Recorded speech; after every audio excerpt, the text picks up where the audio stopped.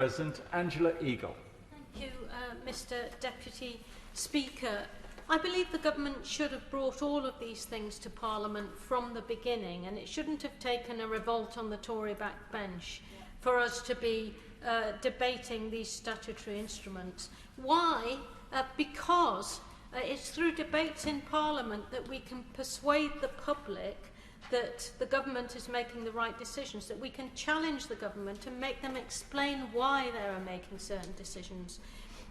From the beginning of the pandemic, there was widespread support for what the government was doing, but since Dominic Cummings' trip to Durham, where his rule breaking was met with impunity by the Prime Minister, we've seen an increase in confusion, we've seen the rules get more complex, and we've also seen people's goodwill turn into cynicism. The confusion over summer about being advised to eat out to help out, told to work, go back to work, then told to come back and work from home and not go out or even go to the pub is causing confusion and ill will, which is making it much harder for people to persuade our constituents that this is what they should be doing and that the government has got a plan. So we need transparency, we need honesty, and we need to trust what the government are doing.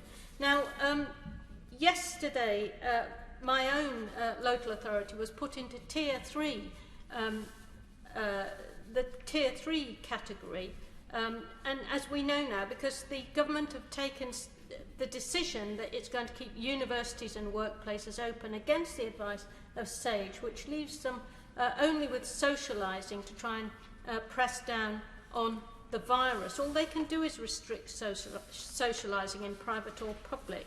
Now, given that there were 41 deaths in the last week in the Northwest, I understand the need to do it, but we can't just have local lockdowns on the cheap. The current furlough light is just not a good enough system to ensure that hospitality is properly protected, that jobs are properly protected.